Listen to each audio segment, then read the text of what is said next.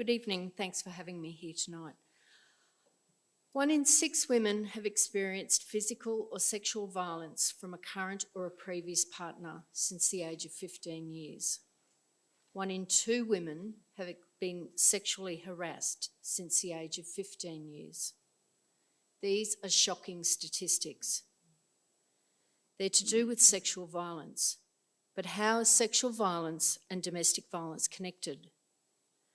Domestic violence occurs as a result of a perpetrator having a belief that they have the right to control their partner. The control can happen in a number of different ways through a number of tactics. These include physical, emotional, verbal, financial abuse, threats, isolation, coercion, the use of children, male privilege, minimising, denying and blaming their behaviour.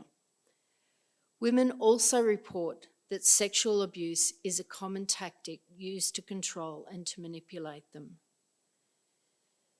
There are correlations between domestic and sexual violence, in that predominantly both are perpetrated by men to gain power and control over women and their victims. Pornography, as we hear tonight, is about sexually explicit media that's primarily intended to sexually arouse a viewer. We also know that the consumption of porn is highly gendered. What I mean by this is that men are more likely than women to view porn, and men are more likely to coerce others to participate in porn than females.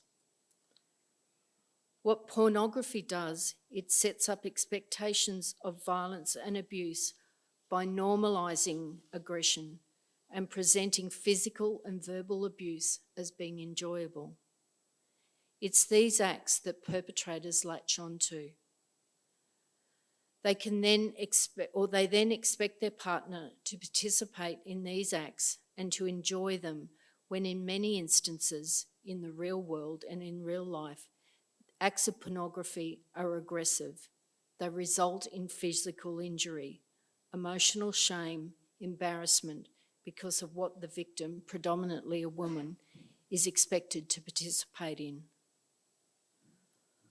Porn objectifies women. It objectifies our bodies. When you're an object, it's easy to do harm. It's easy to abuse, because you don't have to have any feeling. You don't have to have any emotion, and there's nothing wrong with doing that.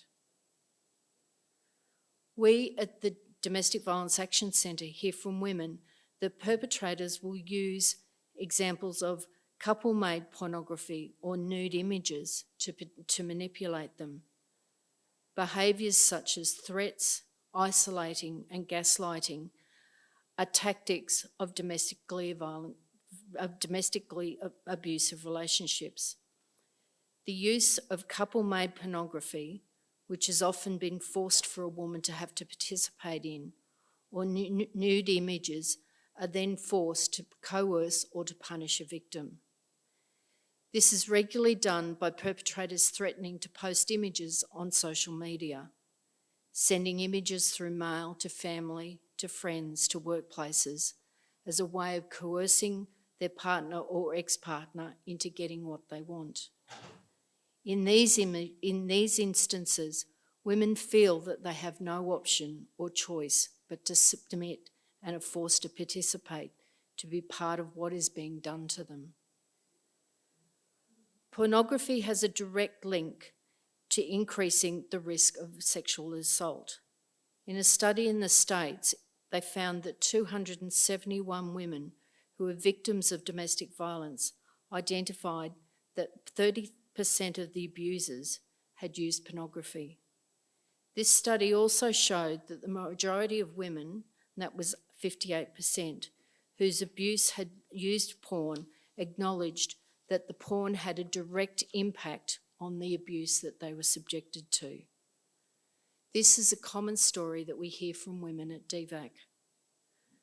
We hear many stories where women who are reporting marital rape within their relationship, that porn is also present. Di McLeod, who's the director of the Gold Coast Centre Against Domestic Violence, writes, "In the past few years, we've had a huge increase in intimate partner rape of women from 14 to 80 years of age. The common denominator is the consumption of porn by the offender. With offenders not able to differentiate between fantasy and reality, they believe that women are up for it 24/7. They ascribe to the myth that no means yes and yes means anal. They objectify women. They are oblivious to the injuries that they cause, and they are never into providing consent or having consent from the woman. We've seen a huge increase in the deprivation of liberty, physical injuries, torture, drugging, filming and sharing footage without consent. If our society is going to form a comprehensive response to domestic violence, which is what we're about at DVAC, and I know there's many people in the community here that stand behind that, it's vital that we begin to acknowledge the role that pornography plays in domestic and family violence. Thank you.